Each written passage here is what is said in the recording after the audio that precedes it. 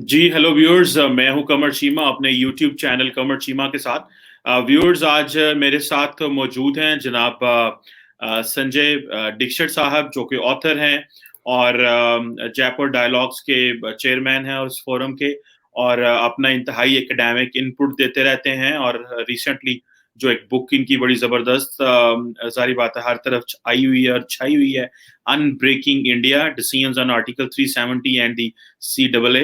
और इस हवाले से भी बात करेंगे संजय दीक्षित साहब की मौजूदगी का फायदा उठाते हुए। एक तो थोड़ी सी उनकी किताब पे डिस्कशन होगी, और दूसरा उनसे समझेंगे कि इनकी जिंदगी का क्या करक्स है।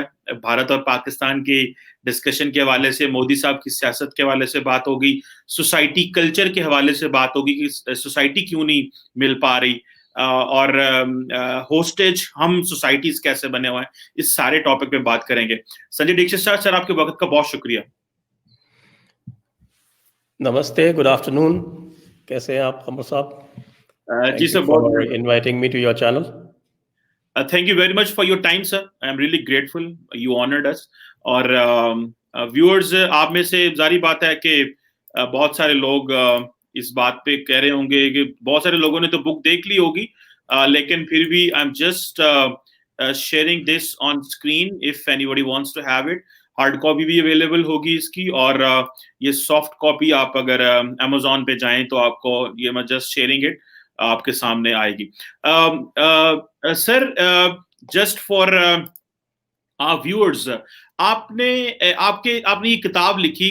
मैं देख रहा था कि इस किताब की जो कंटेंट मैं देख रहा था वो Yeah. सर, अगर आपने जो 370 और बाकी के ऊपर तो पार्ट 3 में जाके लिखा है, लेकिन पार्ट 1 एंड 2 में भी आपने बहुत लंबी, पार्ट 2 में भी थोड़ी डिस्कशन की है, लेकिन आपने पीछे हिस्ट्री भी बताई है। So what was your motivation behind writing this book, sir? My motive behind writing this book was that all this debate, or all this, in fact, there was more noise than debate about nullification of Article 370 and the enactment of CAA, जिसको कहते हैं कि आवाज़ ज़्यादा थी, रोशनी कम थी। और रोशनी कम इसलिए थी क्योंकि जो कॉन्टेक्स्ट था वो मिसिंग था। So the major part and the major effort into writing this book was to provide the context कि भाई, अगर CAA आज इनेक्ट किया जा रहा है तो उसका कॉन्टेक्स्ट कहाँ जाके बनता है, और उसका कॉन्टेक्स्ट जो है वो कोई 2-4 दिन पहले का नहीं है। That context goes to partition and that goes before partition. तो वो सारा का सारा जो है, यहाँ पे जो नैरेटिव बिल्डिंग की कोशिश की जा रही थी by what is called cabal of Islamist Marxist cabal की जो कोशिश हो रही थी, वो क्या थी, पहले क्या थी, प्री पार्टीशन क्या थी, वो सारी चीज़ों का कॉन्टेक्स्ट देना CAA के हवाले से ज़रूरी था, एक चीज़। और 370 का भी बहुत ज़रूरी था देना, क्योंकि 370 के बारे में भी बहुत सारी बातें फैलाई जाती हैं, समथिंग लाइक कि कंडीशनल एक्सेशन था, ये था, वो था।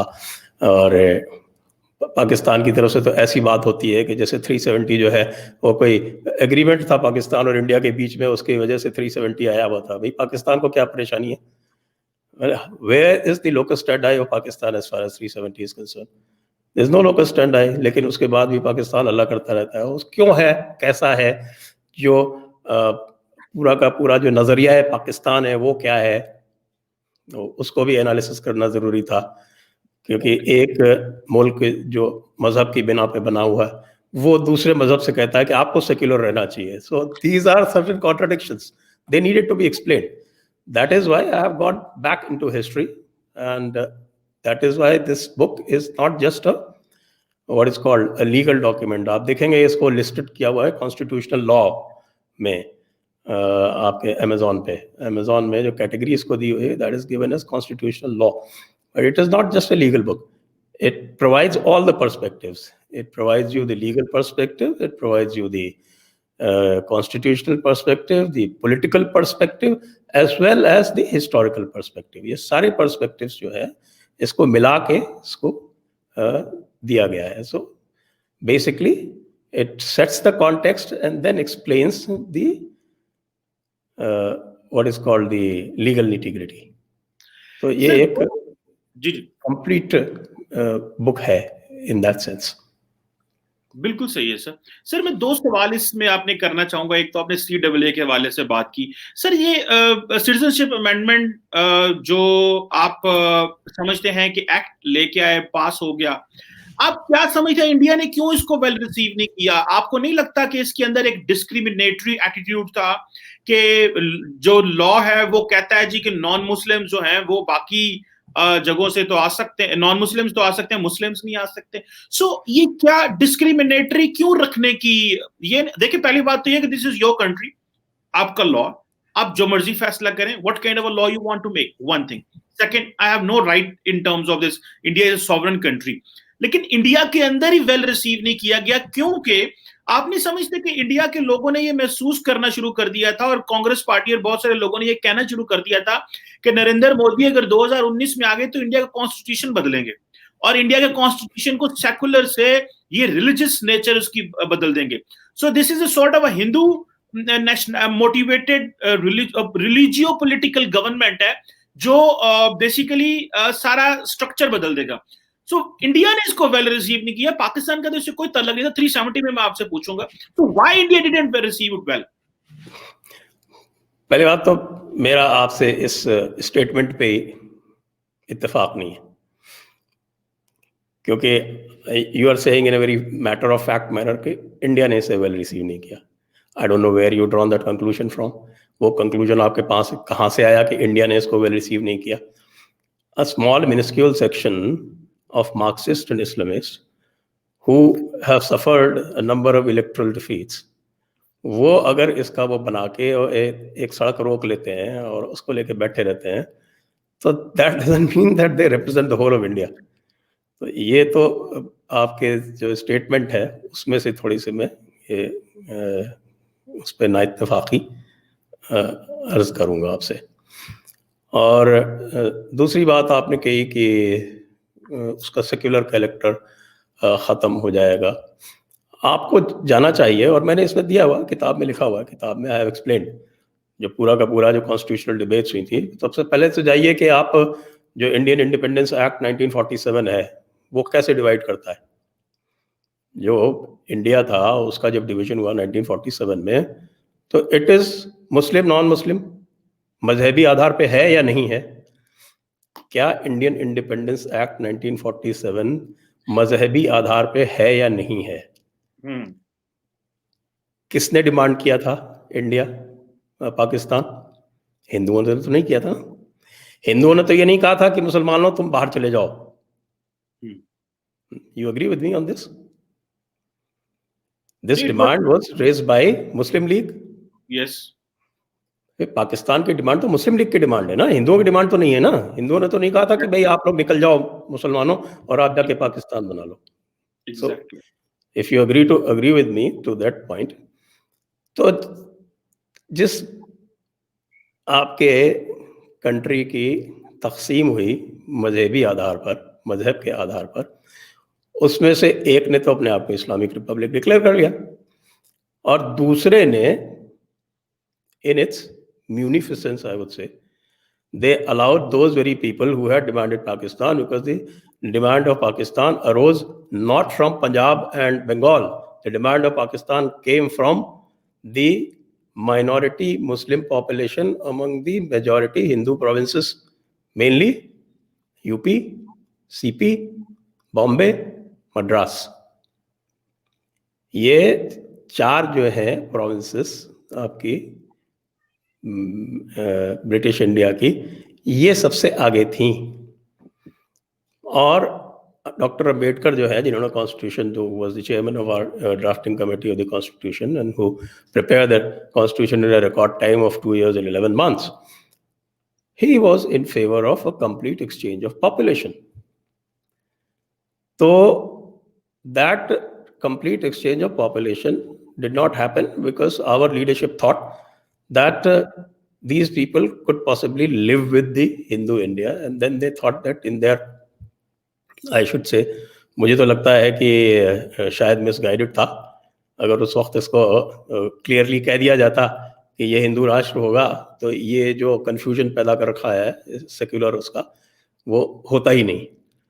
क्योंकि हिंदुओं के यहाँ तो जिम्मी का कॉन्सेप्ट होता नहीं है, आप जानते हैं।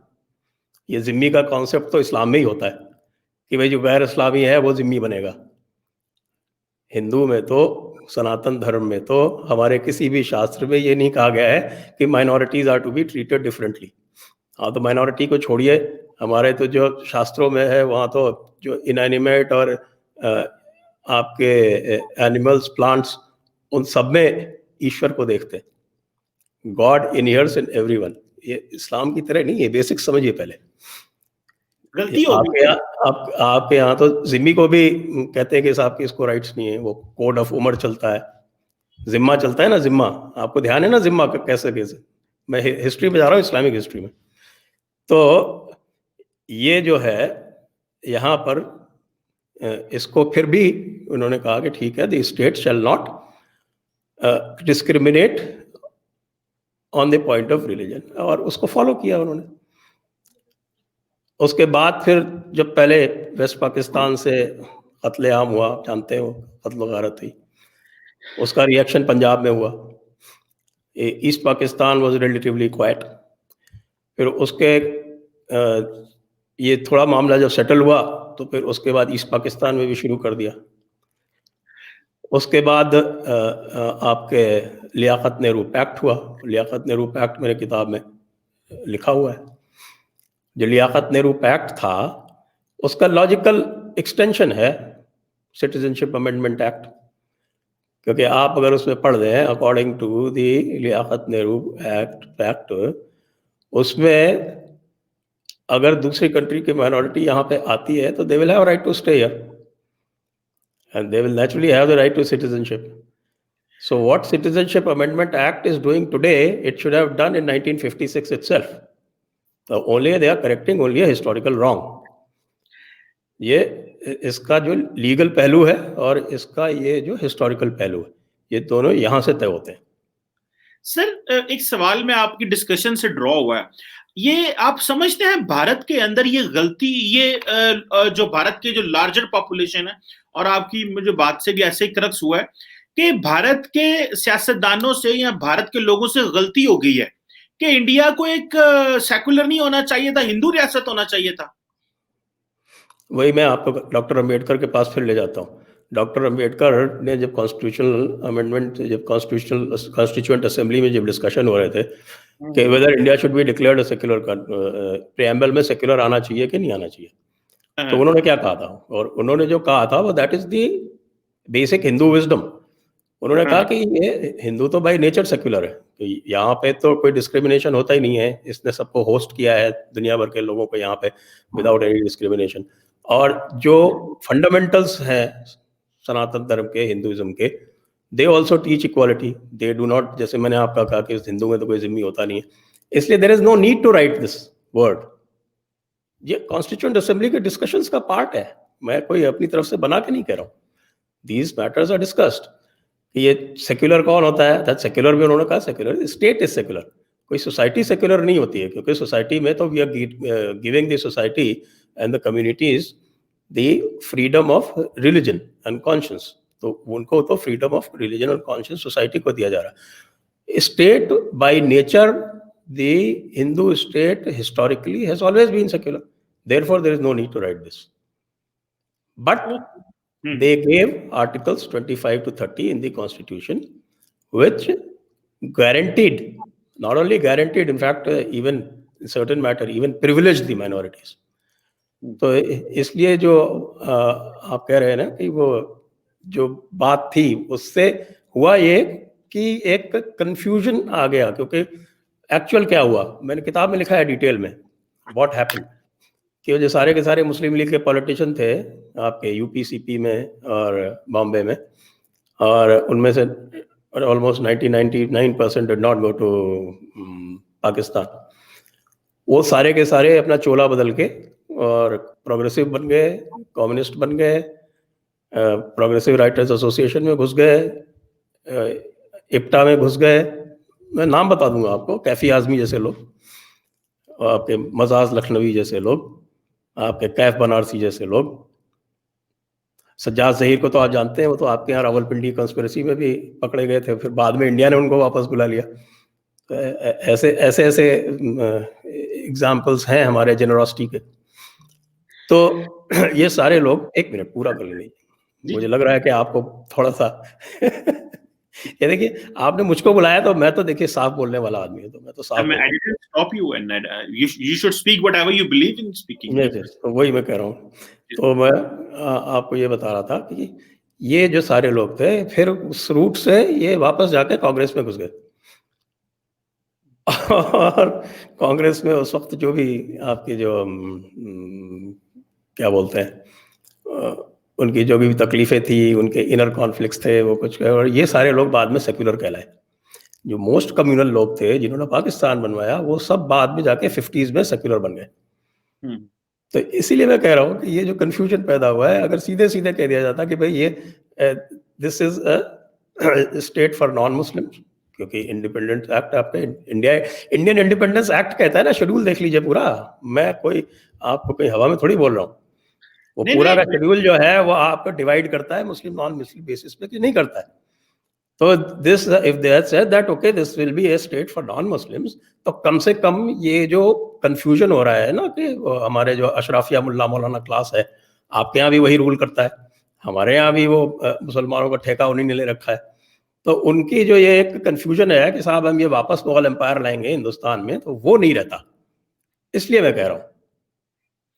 बिल्कुल सही है। तो एटलीस्ट के जो मोदी साहब कर रहे हैं बड़ा कॉन्शियसली भारत को एक प्रॉपर हिंदू रियासत कन्वर्ट करने के लिए जो लेजिस्लेशंस हैं और वो कर रहे हैं, और मेरा ख्याल है कि उनका ये आइडिया बड़ा पॉपुलर हो रहा है और उनको लोग बहुत सपोर्ट कर रहे हैं, पसंद कर रहे हैं। तो I think as an independent sovereign country India should do whatever they want to do. लेकिन जारी बात है कि जो लोग जिन्होंने पाकिस्तान में आ गए और कहा कि हमें इस्लाम के नाम पे एक सेपरेट मुल्क बनाना, वो तो बड़े खुश होंगे कि भाई हम बच गए वहां पे रहने से, वरना हमारे साथ भी वही होता जो आज मोदी साहब कर रहे हैं। But any how moving forward नहीं, एक मिनट, आपने कहा हमारे साथ वही होता, किसके साथ क्या हो गया? हम तो नहीं बोल रहे सर, मुसलमानी लोग जो बोले आपने साथ क्या हो गया। एक मिनट, यहाँ पे तो मुझे इंटरवीन करना पड़ेगा ना। आपने एक ऑलमोस्ट एलिगेशन दिया है, so allegation has to be countered. उसमें से एक एलिगेशन ये है कि मोदी साहब जी इसको हिंदू रियासत बना रहे हैं। मैंने जो किताब में लिखा है उसका एक्चुअली आपने लगता किताब नहीं पढ़ी, खाली कंटेंट्स देखे। नहीं, मैंने square didn't read the full book definitely। हाँ, तो मैं ये कह रहा हूँ उसमें तो मेरा शिकवा है मोदी साहब से कि आप क्यों नहीं कर रहे हैं। हाँ, गुड गुड, ये मेरा शिकवा है, ये गुड इकबाल के शिकवे की तरह। तो ये मेरा शिकवा है। एक मोदी साहब जवाब शिकवा दे रहे हैं कि मैंने कर दिया है। नहीं, अभी जवाब शिकवा आया नहीं है। जवाब शिकवा भी लगता है मुझे ही देना पड़ेगा। एक पॉइंट ये है, और दूसरा पॉइंट आप ये कह रहे हैं कि साहब उनके साथ वही होता। उनके साथ क्या हुआ भाई? 9.5% से 14% हो गए मुसलमान, और आपके यहाँ 23% से 3% रह गई माइनॉरिटी। इससे ज्यादा कोई एविडेंस चाहिए क्या? Do you need direct evidence, या आप खाली अपने मन से ख्याम ख्याली बता रहे हैं? मैं बता देता हूं सर। पहली बात तो यह है कि दिस इज फेक। मैं आपको इंडियन सोर्सेज बता सकता हूं कि 23% माइनॉरिटी थी नहीं, जो ये बिल्कुल गलत पोर्ट्रे किया जाता है। बांग्लादेश और पाकिस्तान के लोगों को मिला के जो माइनॉरिटीज थे वो 23% नहीं थे। इंडिया रॉन्गली पोर्ट्रे करता है। और आप बताइए, आपका फिगर मान लेते हैं। सुन लें जरा, सुन लें। और आपके जो होम मिनिस्टर हैं अभी अमित शाह साहब, उन्होंने भी रॉन्गली पोर्ट्रे किया था पार्लियामेंट के अंदर इसको, और इसको इंडियन लोगों ने ही counter facts and counter check करके कहेंगे तो मैं आपको स्टैटिस्टिक्स भेज देता हूं जो इंडिया के लोगों ने। आपका फिगर बता दीजिए और ये बता दीजिए कि कम हुई या बढ़ी। मेरी बात सुने, मेरी अर्ज सुन ले। पहली बात तो यह है कि मैं 23% को डिफाई कर रहा हूं कि this is a wrong figure propagated by Amit Shah in the parliament. पहली बात। दूसरी बात, आपने कही बता दो ना साहब, कमर साहब सही फिगर बता दो आप। चलो हम मैं नहीं मानते, मैं गलत, आप बताइए ना। मैं अभी ये बताइए कि माइनॉरिटीज जो हैं वेस्ट पाकिस्तान में, या जो आज का पाकिस्तान है, उसके तादाद कम हुई या बढ़ी? बस इतना बता दीजिए। मैं भी आपको बता देता हूं, मैं भी गूगल कर रहा हूं। मैंने वो रिपोर्ट जो सुनिएगा जो मैंने खुद पढ़ी हुई है इंडिया से, और मैं आपके साथ शेयर कर देता हूं। मैं एग्जैक्ट, अगर मेरा ख्याल है कि मुझे एग्जैक्ट इसका नहीं पता माइनॉरिटीज का, लेकिन मैं ये कंफर्म कर सकता हूं, ये मेरा ख्याल है मेरे सामने आ गई है, और ये मैं आपके सामने शेयर कर देता हूं, इसी ताकि आप अपने व्यूअर्स को दिखा भी सकूं मैं। Just look at this. और ये इंडिया टुडे की रिपोर्ट है, ये मेरी रिपोर्ट नहीं है। क्योंकि ये मैंने काफी पढ़ी हुई है। No Pakistan non Muslim population didn't decline from 23 to 3.7% as BJP claims. ये पहली बात है। दिस इज सुन लीजिएगा। ये इंडिया के ही मुकेश रावत साहब हैं, जिन्होंने इंडिया टुडे के लिए दिसंबर 12 2019 को लिखा। वैसे दिसंबर 12 मेरी डेट ऑफ बर्थ वो है, मेरी सालगिरह भी होती है, बट मैं आपको बता रहा हूं, ये मैं आपके सामने शेयर कर रहा हूं, और इसके अलावा मैं मल्टीपल सोर्सेज और शेयर कर सकता हूं। लेकिन मैं टू बी फ्रैंक इनफ, मैंने वो फैक्ट नहीं है। मैं आपकी बात मान लेता हूं कि 23% नहीं था, तो क्या था? कम हुआ या ज्यादा हुआ? आप तो ये बता दो ना। देखिए, मैं एक minute do you deny that the population of the minorities declined in west Pakistan? Do you deny that? पहली बात तो ये है कि frankly speaking I am not expert on minorities. मुझे उनके आप तो देखिए, इधर उधर बचने की धक मत कीजिए, सीधी बात पे आइए। मैं देखें, ऐसे नहीं बात होगी। अगर आप ये कहें कि मैं कह दूं जो मर्जी मेरा दिल है, मैं ऐसे नहीं कह सकता। आई थिंक इसके लिए लिसन, मैंने आपके सामने इंडिया टुडे का एक लगा दिया, स्क्रीन पे लगा दिया, ताकि आपके व्यूअर्स देख सकें और मेरे व्यूअर्स देख सकें कि ये लें, ये है इंडिया टुडे जो कह रहा है। और अगर मैं इसको डिटेल में जाऊं तो मैं आपको कहता हूं तो पढ़ के भी दे सकता हूं। और इन्होंने कहा है कि अमित शाह वर्बटम कोटेड इन हिंदी कि 1947 में पाकिस्तान के अंदर 23% थे। ये रिपोर्ट इसके बारे में कहती है, मैं आपको बता देता हूं, अगर आपने अब कहा कि आप बता ही दें। अगर मुझे एग्जैक्ट फिगर इस वक्त मिल जाए, सुने, वो कह रहे हैं कि as per the census the share of the Muslims in Pakistan's overall population in 1955 was 85%, while the share of the non-Muslims was 14.20%. Pakistan here refers as, सुनिएगा सर, सुनिएगा, पाकिस्तान सुन लेना, 14 पॉइंट मान लेते हैं ना, आगे बात करने के लिए बात तो सुन ले सर काइंडली, मैंने आपको कभी नहीं टोका, मुझे बात तो करने दें। Pakistan here refers as East and West Pakistan. ये सुन ले आप एक बात, वो कहते हैं कि in West Pakistan the non-Muslim population was just 3.4%, while in East Pakistan, today's Bangladesh, ठीक है जी, इसके बारे में वो ये कह रहा है कि I think comprising 23% की बात कर रहा है। As per 1951 share of Muslims in Pakistan overall population was, तो ये है सारी की सारी बात जो मैंने शेयर कर दी है। अगर आप कहेंगे तो ये मैं आपको अभी व्हाट्सएप भी कर देता हूँ, पहली बात। इसको जरा मुझे लास्ट बात करने से, फिर आप बोलिए सर, लास्ट बात कर लो, लास्ट बात। Okay. You are a very honourable and respectable person for me. आपने कहा कि 23-24%, मैं कह रहा हूं कि आपके इंडियन सोर्सेज ये कह रहे हैं, और जाहिर बात है कि उस वक्त की जो सेंसस थी, वो सेंसस भी जॉइंट सेंसस हुई थी। सो इंडिया रॉन्गली क्लेम करता है जस्ट टू मलाइन पाकिस्तान कि जी पॉपुलेशन 24% थी नहीं, इतनी 14% थी, और 14% में भी ईस्ट एंड वेस्ट की दोनों। मैंने आपको सोर्स भी दे दिया और अभी बता दिया। मुझे था कि मैं शायद पढ़ने में मुझे ना मिले, क्योंकि मैंने बार बार पढ़ी हुई है। अच्छा, आगे आ जाए सर। मैं ये नहीं कह रहा, मेरा एक मौकफ है, मैं ये नहीं कह रहा कि इंडिया ये क्यों कर रहा है। मैं तो सिर्फ इतनी बात कर रहा हूं कि इंडिया का हक है, जो मर्जी करे, इंडिपेंडेंट सॉवरन मुल्क है, मोदी साहब को वोट दिए गए हैं। लेकिन हम ये बात अब कर रहे हैं, हम आज ये बात कर रहे हैं कि जो बात मेरे बावजूदात को 100 साल 150 साल पहले समझ लग गई थी, इंडिया के नरेंद्र मोदी जी और उनके बहुत सारे फॉलोअर को भी पता चला है कि भाई इसको हिंदू रियासत बनाओ। और हम फिर खुश हो रहे हैं कि हम जो हमारे बावजूदात, जो हम तो यहीं के पले बड़े, मेरे बावजूदात बाप दादा पर दादा तो इसी जमीन से हैं, लेकिन जो वहां से आ गए, जिन्होंने इंडिपेंडेंट रियासत बना ली, वो बड़े खुश हो रहे होंगे कि भाई शुक्र है हम वहां से आ गए। और आज देखे ना, सिखों को कहते हैं क्या, खालिस्तानी, ठीक है जी। ये प्रोटेस्ट में बात हुई है, ये अभी सर, अभी जो प्रोटेस्ट हो रहे थे वहां पे तो खालिस्तानी नारे लगा रहे हैं ना। सुनो, देखिए वो आपकी चॉइस है, उनको जो मर्जी कहें। सिखों को भी खालिस्तानी दहशतगर्द कहा जाता है, मुसलमानों को भी नक्सलाइट को अर्बन टेररिस्ट कहा जाता है। सिर्फ हिंदू ही एक सुपीरियर रेस है, जो कि अच्छी बात है, आप रहे, हमें आपकी कोई शिनाख्त से प्रॉब्लम नहीं है। लेकिन मेरा ख्याल है कि जो वो जो छोटी कास्ट है, जो छोटे सॉरी माइनॉरिटीज हैं, जैसे मुसलमान हैं या सिख हैं, उनका वो उस तरह मेयार नहीं है। बट सर मेरा ख्याल है इस डिस्कशन को, यहाँ आपने कोई बात करनी हो तो कर ले, मैं फिर 370 पे आना चाहता हूँ। बड़ी अच्छी डिस्कशन हो रही है सर आपके साथ, नहीं, और मैं बड़ा बता रहा हूँ, एक 370 पे आ जाएंगे, लेकिन आपने फिगर कोट किया 1951 के। जी 1951 तक तो एथनिक क्लिनजिंग कंप्लीट हो चुकी थी। 1947 के फिगर से मेरे सामने न्यूज़ लॉन्ड्री है, ये एक newslaundry.com।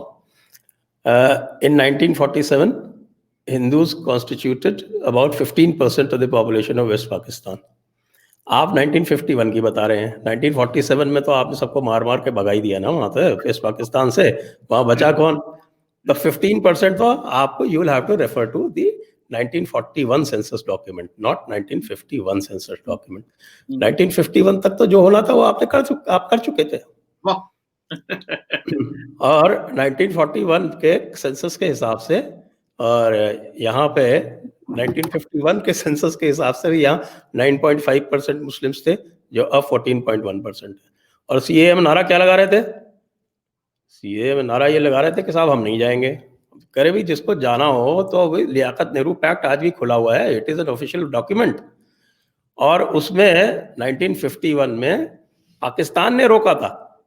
पाकिस्तान ने कहा कि हम अब हिंदुस्तानी मुसलमानों को नहीं लेंगे। अरे भाई क्यों नहीं लेंगे? एक पहले तो आप मुल्क तकसीम करो, और पहले आप बनाओ कि साहब कि हम तो जो है वो हम बच गए, हमने जो है वो बहुत अच्छा काम किया कि हम बाहर निकल आए। तो बाहर निकल आए तो अगर और कोई आना चाहता है पहले तो आप पूछ लो, एक भी आना नहीं चाहेगा वो बात अलग है। और उसके बाद फिर आपको कि साहब हम रोक देते हैं। अब क्यों? लियाकत नेहरू पैक्ट हो गया। अरे लियाकत नेहरू पैक्ट में ये कहा लिखा हुआ था कि तुम रोक दोगे, उसको ये कहा था कि तुम फैसिलिटेट करोगे अगर कोई आना चाहेगा तो उल्टी बात करी। तो पाकिस्तान की तो एक पुरानी आदत है ना कि वो जो भी ट्रीटी होगी तो उसको ट्रीटी को ऑनर नहीं करना है, और ये कहना है कि साहब कि मैं तो ये कहता हूँ, मैं तो बहुत दिनों से कह रहा हूँ कि साहब ये पाकिस्तान तो अपनी कोई ट्रीटी ऑनर नहीं करता। इसने लियाकत नेहरू पैक्ट ऑनर नहीं किया पाकिस्तान ने, इसने शिमला एग्रीमेंट ऑनर नहीं किया, तो हम क्यों? सुन तो लें, मैं तो जो गुजारिश की है मैंने, जो कर नहीं रहे मोदी साहब, वो बता रहा हूँ। मैंने तो उनको कहा है कि इंडस वाटर्स ट्रीटी इसको स्क्रैप करो, और ये जो सारा पानी जा रहा है पाकिस्तान में और फालतू बह के और जाता है समुद्र में, इसको डाइवर्ट करो और सरसब्ज कराओ। इधर आपके पूरा हमारा जम्मू का एरिया और राजस्थान में बहुत सारा रेगिस्तान पड़ा हुआ है, उसको सरसब्ज कराओ। तो मेरा तो ये है कि अगर आपको लियाकत नेहरू पैक्ट नहीं मानना, आपको शिमला एग्रीमेंट नहीं मानना, तो मेरा ये एजेंडा है कि इंडस वाटर्स ट्रीटी को स्क्रैप किया जाए। चलें, अच्छी बात है, आपका एक पर्सपेक्टिव है और हर इंसान को अपने मौकफ अपनी रियासत के लिए देना चाहिए। वी अप्रिशिएट, देखते हैं कि इसके क्या कॉन्सिक्वेंसेस हो सकते हैं। जब आप कॉन्सिक्वेंसेस की बात तो मत कीजिए, ये तो बहुत पुरानी बात हो गई। कॉन्सिक्वेंसेस वो तो देख लिया। एक चीज बड़ी अच्छी लग रही है, एक चीज सर भारत की बड़ी अच्छी लग रही है, और वो ये है कि जब से मोदी साहब आए हैं इंडिया में कॉन्फिडेंस बहुत आ गया है, और हर बंदा समझ रहा है। और मुझे बहुत सारे लोग ये महसूस कर रहे हैं कि शायद इंडियंस जो स्टेट है वो अपने आप को ओवर एस्टिमेट कर रही है, और सोसाइटी भी अपने आप को ओवर एस्टिमेट करे, जो कि देखें दैट इज योर राइट, जो भी आप करें, मुझे उससे कोई नहीं है। लेकिन जस्ट फॉर जब आप कोई भी एक्शन लेंगे, जाहिर बात है कि हर चीज की थ्रेशोल्ड होती है। फॉर एग्जाम्पल पाकिस्तान ने अपनी एक थ्रेशोल्ड रखी हुई है कि यार अगर इंडिया हम पे कन्वेंशनल अटैक करेगा हमने क्या करना है, फलां चीज करेगा। इसी तरह आपने भी थ्रेशोल्ड रखी हुई है कि पाकिस्तान ये करेगा तो हमने क्या करना। लेट्स सी इसकी क्या थ्रेशोल्ड है, ये वक्त आने पे मेरा ख्याल है करेगा। सर एक सवाल आपकी मौजूदगी का फायदा उठाते हुए और आपकी इस किताब का फायदा उठाते हुए, व्यूअर्स मैंने जो शेयर की है, और मैं लूंगा भी ये किताब, बेशक ऑनलाइन खरीदूं अब या करूं जैसे भी, 370 को लेकर के वो आपने कहा जी कि आपने जो लफ्ज बोला वो ने कहा जी पाकिस्तान की तो लोकल स्टैंड ही कोई नहीं है इसके ऊपर। तो पहली बात तो ये है, दो चीजें हैं इसमें। अगर पाकिस्तान की, अगर कश्मीर एक बायलैटरल इशू नहीं है, ये बायलैटरल इशू नहीं है, दुनिया को कहते हैं बायलैटरल, ये भी देखें मजे की बात है सर, पूरी दुनिया कहते हो नहीं नहीं ये हमारा बायलैटरल मसला है, इसको ना करें। अच्छा, जब पाकिस्तान और भारत की बात होती है कहते नहीं ये यूनिलैटरल, हम जो मर्जी वहां पे कर दें, चलो ठीक है यूनिलैटरल कर लें। तो पहली बात यह है कि जो 72-73 साल भारत अपना इस जो एक हमारा मुआहदा था या कश्मीरियों के साथ आपका कॉन्ट्रैक्ट था, आपने वो अपना सोशल कॉन्ट्रैक्ट उनके साथ तोड़ दिया। अभी आप कह रहे हैं नहीं 370 भी हटाओ, 35A भी हटाओ, अब कोई भी सिटीजन हो सकता है, हर एक को हम एफिडेविट देंगे, जो है वो एफिडेविट होता है, क्या होता है जो सिटीजन और डोमिसाइल जो होता है हम वो देंगे। तो भारत ने 72 साल पहले गलती की, उनको भारत को समझ नहीं आई, या भारत अभी सही रास्ते पे आया है, या भारत पहले गलत रास्ते पे था? आपने जो सवाल पूछा है इसके दो सेक्शंस हैं बेसिकली, मैं दोनों को अलग अलग डील कर लेता हूं। सर, पहला आपने कहा है कि भाई इसमें आपने, जैसे मैंने कहा कि पाकिस्तान का कोई लोकल स्टैंड ही नहीं है, तो आपने इस पर यह एतराज़ किया है कि जब ये बायलैटरल मसला है, या जैसा हिंदुस्तान कहता है कि बायलैटरल मसला है, तो पाकिस्तान का लोकल स्टैंड क्यों नहीं। 370 की बात हो रही सिर्फ जी, पॉइंट नंबर 1। दूसरा पॉइंट ये है कि साहब आपने कोई मायदा किया था कश्मीरियों से, उसको आपने ऑनर नहीं किया। 2 पॉइंट ये आए। तो पहला पॉइंट बायलैटरल का आया, बिल्कुल लीगल बात कर रहा हूँ because I am also constitutional expert. Officially, I spent 35 years in Indian administrative service, and I am also a qualified lawyer. So I am qualified to speak on this point. Sir. पहला point आपने कहा कि bilateral जहाँ तक matter है, तो जो भी बायलैटरल मैटर है वो शिमला एग्रीमेंट से गवर्न्ड है, और शिमला एग्रीमेंट में 370 का कोई वहाँ पे जिक्र नहीं है, और पाकिस्तान से कोई पैक्ट नहीं हुआ था इंडिया का जिसके तहत 370 आया था। Internal 370 was a special provision, और उसमें लिखा हुआ है सर, जो हेडिंग है उसकी हमारे कॉन्स्टिट्यूशन में लिखा है temporary provisions with regard to the state of Jammu and Kashmir. इसलिए चूंकि ये आप जो बायलैटरल एग्रीमेंट है उसका पार्ट नहीं है, और चूंकि it was a temporary part is provision in our own constitution, इसलिए उसके साथ हम क्या करते हैं उससे पाकिस्तान का कोई ताल्लुक नहीं है, एक चीज। दूसरी बात आपने कही कि जो मुआहदा हुआ था कश्मीरियों के साथ उसको ब्रेक किया, तो मुआहदा क्या हुआ था? This is, I think you are probably referring to the instrument of accession. वही कह रहा हूँ, यदि आपने मेरी किताब पढ़ी होती तो ये क्लियर हो जाता पॉइंट, बिकॉज इसको काफ़ी तफसील से उसमें डील किया गया है, और वो जो सारे लीगल पॉइंट्स हैं उसके ऊपर तो 2-3 चैप्टर हैं पूरे। तो ये जो इंस्ट्रूमेंट ऑफ एक्सेशन जो है, ये क्या है इंस्ट्रूमेंट ऑफ एक्सेशन? पहले तो ये समझ लें कि what is the instrument of accession. This instrument of accession is provided in schedule 11 of the government of India act 1935। ये कोई ऐसा नहीं है जो कहीं से अलग से ईजाद होकर आया था, क्योंकि आपको ध्यान हो कि 26 जनवरी 1950 तक इंडिया में, और आपका शायद कॉन्स्टिट्यूशन पहला जो है वो 1956 या 57 में हुआ था, तब तक पाकिस्तान में government of India act 1935 British parliament ने जो पास किया था, that was the legal framework under which the governance was to be carried out. तो वो जो शेड्यूल 11 में जो इंस्ट्रूमेंट ऑफ एक्सेशन दिया हुआ था, वो सिर्फ जम्मू कश्मीर के साथ साइन नहीं किया गया, वो 562 और प्रिंसली स्टेट्स के साथ भी साइन किया गया, same ditto word to word. Why? Because it was a legal provision under the government of India act 1935। उसके बाद में इंस्ट्रूमेंट ऑफ मर्जर्स हुए, आपके merger of different princely states हुए, और उसको करके all of them finally accepted the constitution of India. सबने कॉन्स्टिट्यूशन ऑफ इंडिया एक्सेप्ट किया उसी इंस्ट्रूमेंट ऑफ एक्सेशन के तहत। लेकिन फिर भी जो लोकल पॉलिटिक्स थी, कुछ इंटरनेशनल प्रेशर थे, उसको लेते हुए एक टेम्पररी प्रोविजन क्राफ्ट आउट कर दिया गया, And that temporary provision was becoming virtually permanent. So that temporary provision has been removed. तो उसको क्या, किसके साथ क्या धोखाधड़ी हो गई, या किसके साथ कौन से किस मायदे का क्या वायलेशन हो गया, ठीक है। ये आपके दोनों पॉइंट्स हैं, उसका जवाब ये है। ठीक है, ठीक है। तो आपने जो अभी तक सेक्युलर स्टेट था वो भी टेम्परेरी था सर। सेक्युलर स्टेट तो था ही नहीं। आप तो फिर वही कह रहा हूं, आप ओरिजिनल प्रियम्बल पढ़िए ना। ओरिजिनल प्रियम्बल क्या कहता है भारत का? It's a sovereign democratic Republic. Good good good. अच्छा सेक्युलर तो बाद में जोड़ा गया 76 में, जब इमरजेंसी चल रही थी तब।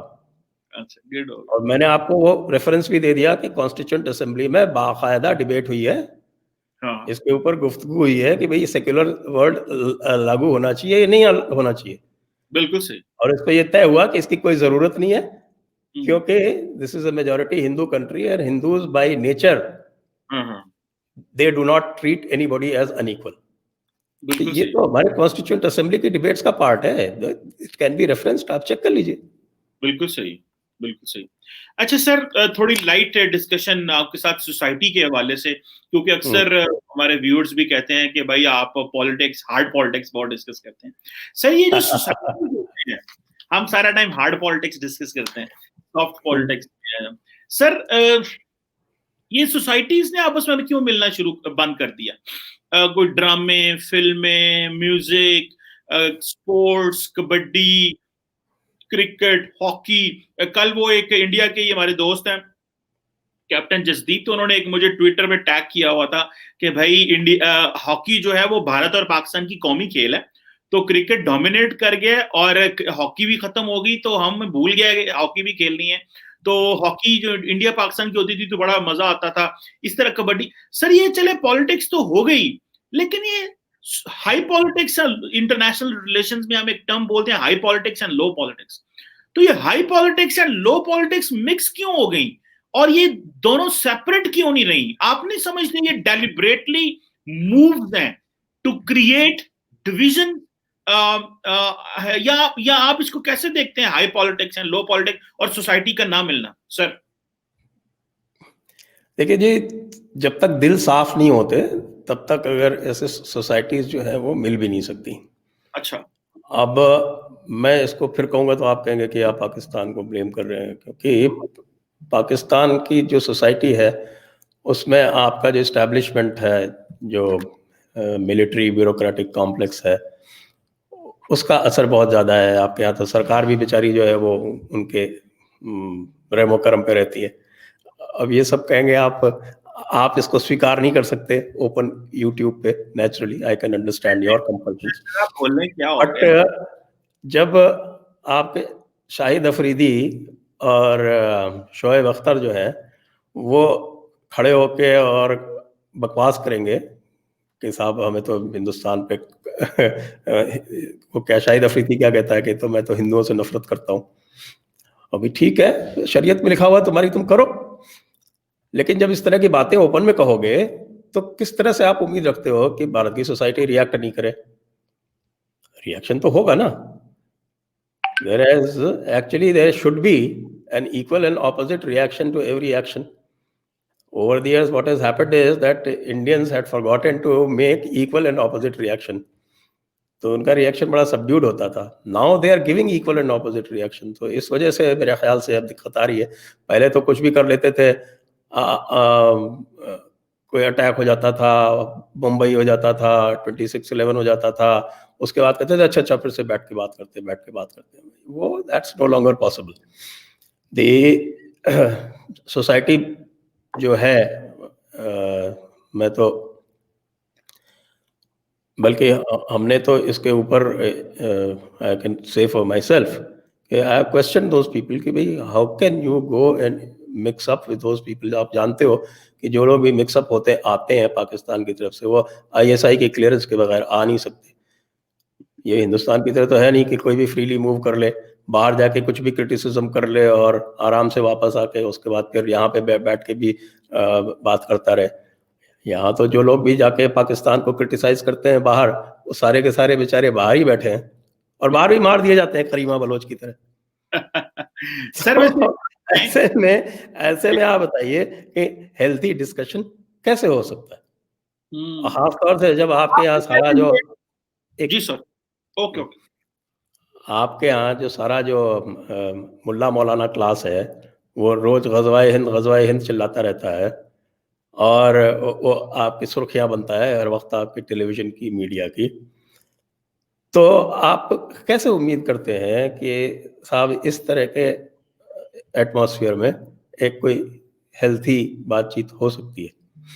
बल्कि मैं सर तो आपकी तारीफ करता हूँ कि आप इतनी हिम्मत कर रहे हैं कि मेरे जैसे व्यक्ति को आप यूट्यूब पे जगह दे रहे हैं। मैं ये उम्मीद करता हूँ कि मेरी बातों को आप सेंसर नहीं करेंगे।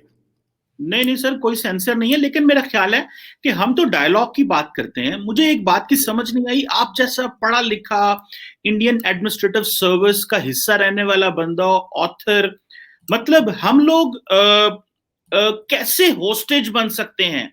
फॉर एग्जाम्पल सर, आपने स्टैब्लिशमेंट की बात की जी, स्टैब्लिशमेंट मेरा ख्याल है कि भारत में बैठ के स्टैब्लिशमेंट को बहुत पोलिटिसाइज किया जाता है। डेलिब्रेटली आपके वहां पे जो लोग हैं वो इसको डिस्कस करते हैं जस्ट जिस मलाइन करने के लिए जी। देखिए, आपके मुल्क में स्टैब्लिशमेंट नहीं है, अमेरिका में स्टैब्लिशमेंट नहीं है, पूरी दुनिया में स्टैब्लिशमेंट है। क्या आप नरेंद्र मोदी और बिपिन रावत और जो लोग हैं, ये स्टैब्लिशमेंट नहीं है? टॉप ब्यूरोक्रेसी आप बताएं, स्टैब्लिशमेंट किन्हें कहते हैं? इन्हीं लोगों को कहते हैं। आप हमारे मुल्क में जो एस्टैब्लिशमेंट, क्योंकि यहाँ पे मिलिट्री कूज हुए हैं, तो आप लोगों ने कहना शुरू कर दिया जी वो स्टैब्लिशमेंट। यहाँ पे क्या हर बंदे को हक है, मैं अपनी मर्जी से बोलता हूँ, जो मर्जी बोलो, मुझे तो कोई नहीं रोकता। हाँ, प्रॉब्लम्स चैलेंजेस पूरी दुनिया में है भाई। अमेरिका में उन्होंने ट्रंप का ट्विटर हैंडल बंद कर दिया अगर कोई बंदा लाइन क्रॉस करता है रियासत के लिए। देखिए, दो चीजें होती हैं सर, एक होती है हुकूमत, गवर्नमेंट, और एक होती स्टेट।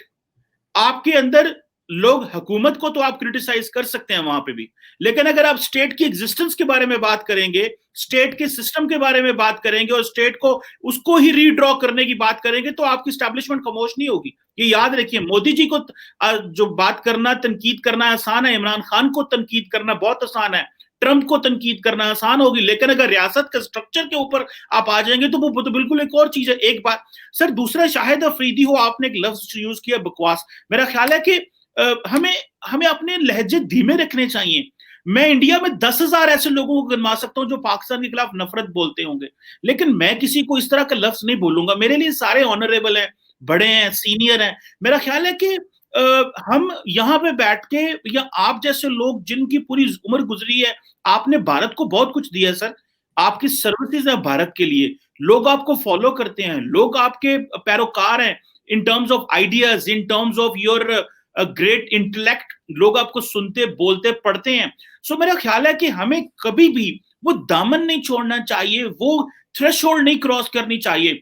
क्या भारत में शुएब अख्तर ने कुछ कहा, शाहिद अफरीदी ने कहा तो क्रिकेट बंद हो जाएगी? क्रिकेट इस वजह से तो नहीं बंद ना सर, वो तो एक इंडिविजुअल बंदा है, रिटायर्ड होकर किसी ने कुछ कह दिया तो उसकी अपनी मर्जी है यार। भारत में 50 लोग सरकार में बैठ के पाकिस्तान के बारे में क्या कहते हैं?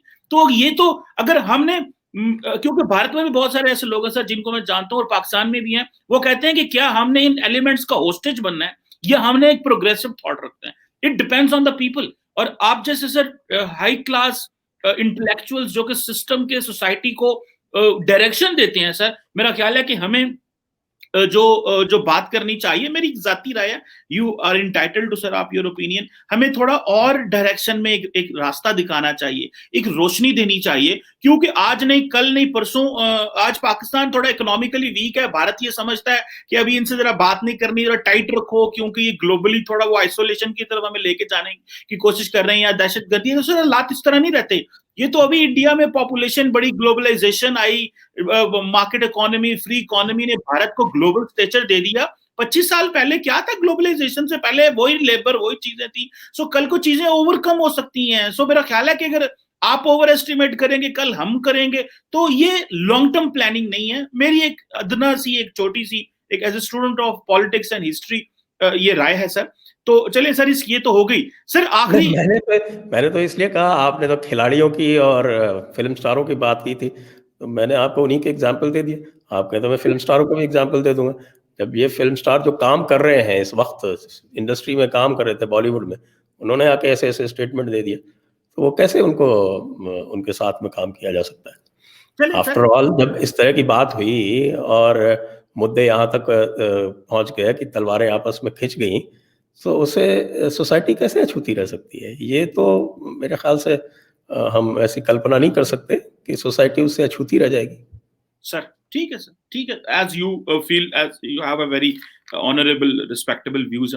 सर आखिरी सवाल अब आपसे करना है, एंड नॉर्मली मैं वैसे ये करता नहीं क्योंकि मैं खुद भी इंडियन मीडिया पे आता हूँ, मतलब ये कभी मेरे ज़हन में इस तरह सवाल आया भी नहीं है। सर पाकिस्तान में भी मीडिया है और बड़ा वाइब्रेंट मीडिया है, बहुत बोलते हैं रियासत के बारे में, आप में भी अंदर भी बहुत वाइब्रेंट मीडिया है। सर डू यू बिलीव कि इंडिया पाकिस्तान का जो मीडिया है, is it a force for good और is it a bad force? क्योंकि बहुत सारी जगहों पे तो ऐसा हुआ है, हमें महसूस हुआ है कि for example Sushma Swaraj ji last time Pakistan जब आना चाहती थी, सुषमा स्वराज साहबा जो आपकी फॉरेन मिनिस्टर थी, बड़ी इंटेलिजेंट फॉरेन मिनिस्टर थी, वो जब पाकिस्तान आना चाहती थी तो मीडिया ने कह दिया ओ जी एलओसी पे ये हो गया तो आप ना जाएं, ये ना हो वो ना हो। तो मीडिया जो सरकार है भारत में, वो मीडिया के अंडर प्रेशर है when it comes to hawkishness और when it comes to be hawk on Pakistan, या आप समझते हैं कि media is a force for good in 21st century? Sir देखिए, मीडिया तो टीआरपी चेस करती है। हाँ और मीडिया का टीआरपी जो चलता है, उनका जो टीआरपी हंटिंग है, वो ठीक है, एक लिमिट तक चलती है, फिर काउंटर प्रोडक्टिव हो जाती है। अगर वो काउंटर प्रोडक्टिव नहीं होती तो लोग हमारी और आपकी यूट्यूब चैनल नहीं देख रहे होते। आज आप अगर उठा के देखें तो आप पाएंगे कि there are more people watching YouTube channels and dialogues and discussions of the kind that we are doing than looking at the regular mainstream media. तो रेगुलर मेन स्ट्रीम मीडिया ने अपनी क्रेडिबिलिटी में बहुत कमी लाई है, और it is a global phenomenon. हम देख सकते हैं even in the west, in the United States, everywhere the mainstream media has suffered, definitely suffered loss of credibility. वो बात तो आपके सही है। तो इसीलिए मैं ये नहीं मानता कि people like Narendra Modi who are their own, they have their own thinking and they have very clear thinking, बहुत clarity है उनकी thinking में, तो they do not get influenced by these media tropes. in fact बहुत सारी चीजें तो मीडिया उनसे लेके चलता है। अगर आप देखें उनका ट्विटर हैंडल है, he doesn't talk to media directly, if you've noticed, but then his messages are very clear to the public and to the media. और अगर इतना ही मीडिया से वो घबराते होते तो वो बीच में नवाज शरीफ साहब के यहाँ रुक के और उनकी शादी में नहीं चले गए होते। तो ये तो फिर उसमें जाएंगे तो फिर वही इश्यूज आ जाएंगे। मैं कहूँगा कि ऐसा हुआ आपके यहाँ से, तो फिर उसका रिएक्शन हुआ, तो वो सारी चीज़ें, उसकी तो पूरी एक हिस्ट्री है ही। तो इसलिए मैं ये नहीं लगता मुझे, I don't think that Narendra Modi is influenced by the hawkishness of the media. There's so many things that I can cite where he has not really given so much of importance to the dominant media narrative. और वैसे भी हमारे यहाँ media जो dominant media है वो leftist media है। जो डोमिनेंट मीडिया नैरेटिव है वो लेफ्टिस्ट मीडिया का है, और leftist media is as far as India Pakistan relations are concern, it is not really hawkish. वो तो वो अमन की आशा वाले बंदे हैं। वो तो इनफैक्ट जो अल्टरनेटिव मीडिया खड़ा हुआ है जो जयपुर डायलॉग्स जैसा, वो तो उनकी मुखालफत में खड़ा हुआ है, उनके साथ में नहीं है वो। Because we think that they have been running the narrative for far too long, and it is a time that the narrative got corrected. तो इसलिए ये जो आपकी बात है, ये इसमें कुछ थोड़ा बहुत हो सकता है, but overall I don't think that is the case. आपने कहा ना कि Narendra Modi is not by the hawkishness of Indian media, तो मैंने कहा ये तो नहीं है कि Indian media is influenced by the hawkishness of prime minister Narendra Modi. वो तो देखिए, आप प्राइम मिनिस्टर नरेंद्र मोदी को आप, I would not call him a hawk, I would call him a realist in the sense, because for far too long, ये तो again I would request you to go through my book, because जो भी मैंने लिखा है it's all referenced, everything is referenced. everything is referenced, everything is based on facts, and I've taken facts from almost every source, even the so-called leftist source. सब जगह से source लेके वो लिखा हुआ है मैंने, जो भी बनाया उसका पूरा। तो मेरा ये मानना है कि for far too long जो हमारा जो इंडियन नैरेटिव था वो it was far too non-assertive. It was not assertive enough. कुछ जो चीजें उन्होंने चूज की थी अपने फॉरेन पॉलिसी में, नॉन अलाइनमेंट जैसे चूज किया था, इस तरह की जो चीजें चूज की थी, उसकी वजह से they preferred to remain non assertive, which I think was actually a mistake, because it is the sovereign right of every country to assert its national interest. और उस नेशनल इंटरेस्ट को अगर आप असर्ट नहीं करेंगे तो फिर कहीं ना कहीं ये माना जाएगा कि भाई आप नेशनल इंटरेस्ट को कॉम्प्रोमाइज कर रहे हैं। बिल्कुल। So to the extent that he asserts the national interests of India, I think it's a very welcome change. चलिए sir, it's definitely for every politician and for every statesman it's necessary to follow the national interest, to promote, to maximize the national interest is really the job he has to do, and for what he has been elected, definitely. But sir, we all wish you all the best for the Indian people. और sir आपके वक्त का बहुत शुक्रिया, आपने हमें different thank you कमर साहब, thank you for inviting me. आपने बहुत सारे डिफरेंट पर्सपेक्टिव्स दिए, बड़ी समझ आई कि भारत इस वक्त किस डायरेक्शन में जा रहा है और क्या चल रहा है।